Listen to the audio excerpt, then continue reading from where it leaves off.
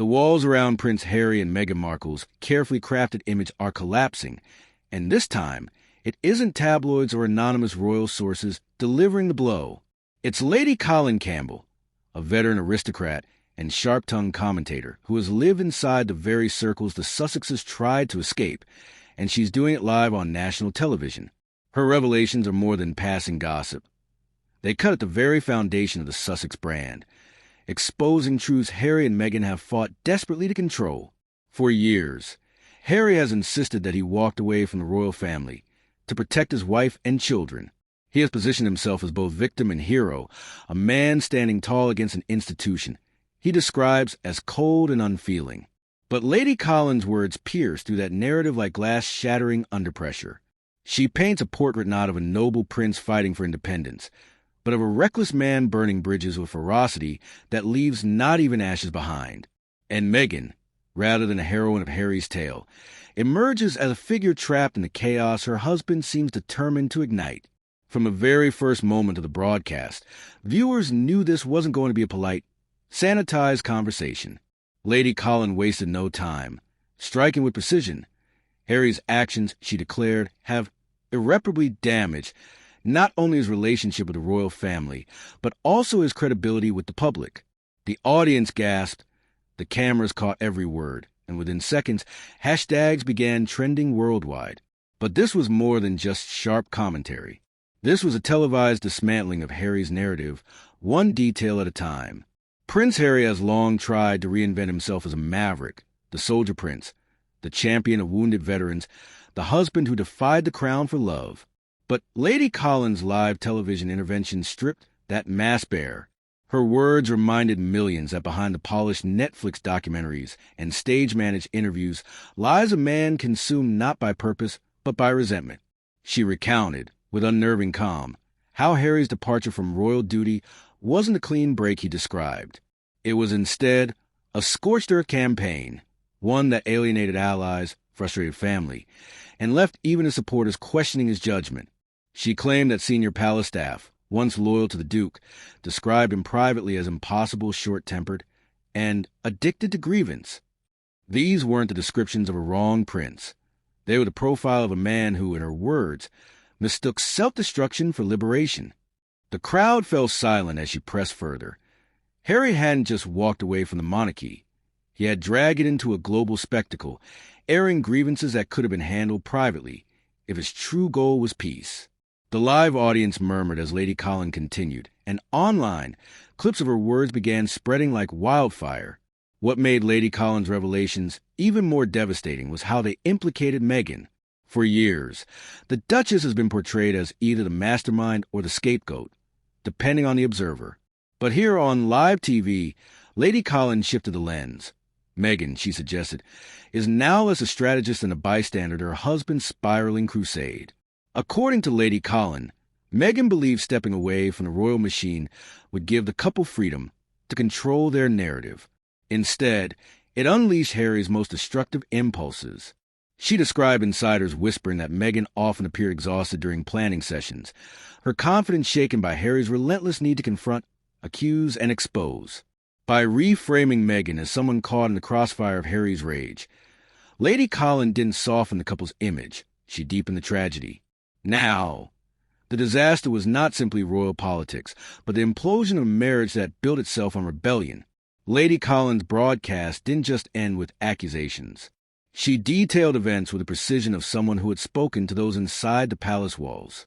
She reminded viewers of Harry's public clashes, his memoir Spare, where private family conversations were sold for profit, his lawsuits against the British press, waged with fury but yielding little public sympathy, his constant contradictions, demanding privacy in one breath while unveiling intimate royal secrets in the next. And then she delivered the line that ignited headlines within minutes. Harry has not stepped out of the royal shadow. He has stepped into disgrace. And Meghan, knowingly or not, is now chained to that fall. The studio audience erupted. Online, the phrase "stepped into disgrace" became a rallying cry, repeated by commentators across networks. Even as Lady Colin spoke, producers rolled clips of Harry's fiery speeches and late-night interviews. The contrast was staggering. The prince, once cheered as a soldier and philanthropist, now looked like a man unraveling under the weight of his own choices. Suspense deepened with every minute. Lady Colin hinted at more revelations, promising details about private financial struggles, ongoing tension with Netflix executives, and the growing distance between Harry and the military veterans he once inspired. Each point cracked open another layer of controversy, leaving viewers desperate to know what would come next. The true genius of Lady Colin's live takedown was in her pacing. She never gave the audience full closure. She opened loops, planting seeds of doubt, weaving tantalizing details, and withholding just enough to keep everyone glued to their screens. For instance, she spoke of strained finances, suggesting that the Sussexes' multi-million-dollar deals were more fragile than the public realized. She didn't cite figures, but she named powerful executives, hinting that patience with the couple was wearing thin. She also mentioned Meghan's Hollywood ambitions, portraying them as a castle built on quicksand, forever at risk of collapse without the foundation of royal prestige. The studio lights may have been bright, but nothing shone harsher than Lady Colin Campbell's words. What millions witnessed live was not simply commentary. It was a demolition job. She didn't hesitate. She didn't sugarcoat. And she didn't flinch as she tore into the carefully constructed facade Meghan and Harry have spent years selling to the world. This was the moment when the Duke and Duchess of Sussex's glossy PR machine collided with raw, unfiltered reality. Lady C began dissecting Meghan's narrative first. She pointed to the constant contradictions. I didn't know anything about the royal family, claim clashing with the undeniable evidence of Meghan's years of calculated networking, of her study of Diana, of her ambition to enter the Windsor sphere.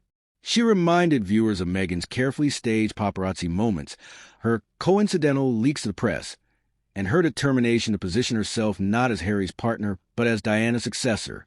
Each example was precise, each reference loaded, and the live audience's reaction proved one thing. The spell was breaking.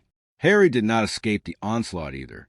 Lady C branded him, a man lost in his own bitterness, forever clinging to grievances while cashing on the very system he claims to despise.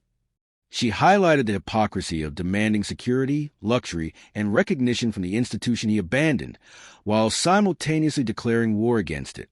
The camera cut to Meghan and Harry's defenders in the audience. Their faces said it all. The narrative of victimhood was cracking before their eyes. What made Lady C's dismantling so explosive was her credibility. Unlike gossip columnists, she speaks with authority as someone steeped in aristocratic tradition, someone who knows the mechanics of royalty better than Harry himself. And she did not hold back. The Sussexes, she said firmly, are not martyrs of modern monarchy. They're architects of their own downfall. The words hung in the air like a verdict. Producers later admitted they hadn't expected her to go that far. They thought she would add spice, not deliver an exposé that ripped through the Sussexes' global image in one brutal strike. Social media ignited instantly. Clips of Lady C's most cutting lines went viral within minutes, each shared thousands of times, each stripping another layer of mystique from Meghan and Harry's empire. The backlash against the couple intensified. Donors, once loyal to Sussex projects, began expressing quiet doubts. Media outlets, previously cautious, now felt emboldened to question inconsistencies in the couple's stories. And within Hollywood, where appearances mean everything, whispers started circulating about whether aligning with the Sussexes might now be reputationally toxic. For Meghan, the humiliation was particularly severe.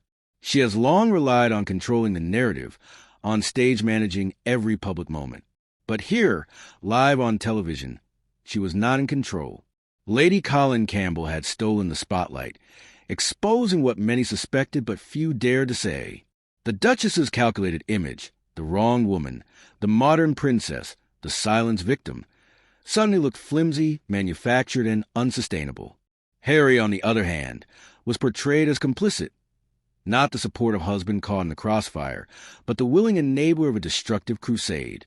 Lady C's line about him being a man addicted to grievance reverberated across headlines the next morning. And the worst part for Harry was the undeniable truth that it rang with brutal accuracy. His every move, the Netflix deals, the memoir, the constant attacks, now appeared less like rebellion and more like desperation.